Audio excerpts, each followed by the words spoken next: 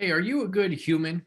The other day I was thinking about that idea and thought I'd pop you a few thoughts to consider along those lines.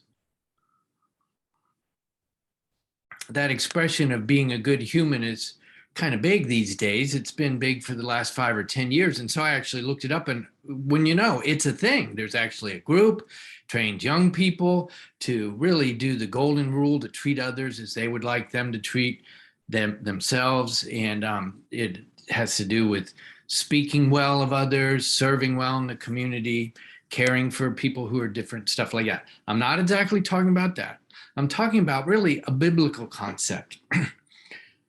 Are you a good human being? In Genesis 1:26, it says that God said, let us create Adam in our image. And let us could mean the triune God, Father, Son, and Holy Spirit, or it could be God speaking to his heavenly host, his court, and saying, let us create Adam, man or mankind or humankind in our image.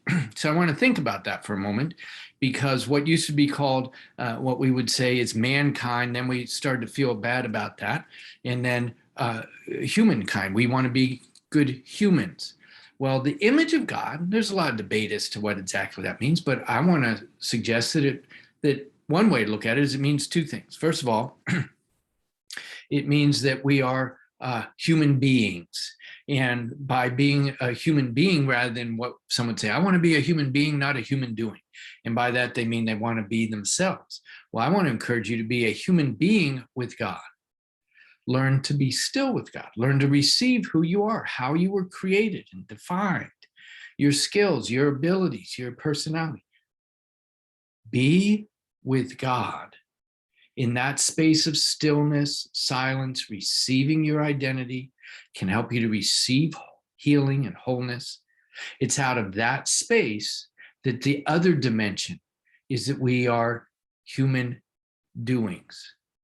To be a human being in the image of God is to receive our identity in Him, His love, be who we are. And then out of that, to represent Him in what we do, to actually represent the will of God, what He wants to happen in our spheres of life.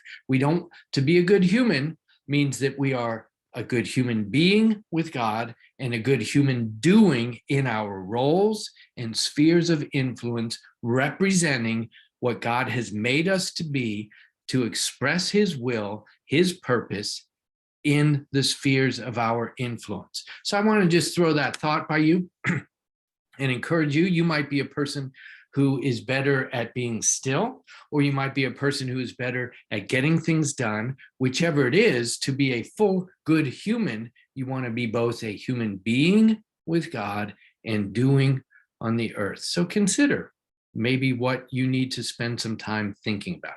If you'd like to think about this in a more deep way, I did a podcast, not a long one. I think it's 16 minutes long. You can go to greaterformationandpower.com, greaterformationandpower.com, and it's episode 11 is about this topic. Anyway, have a great day. This is what I help people do: become good humans. Catch you later. Bye-bye.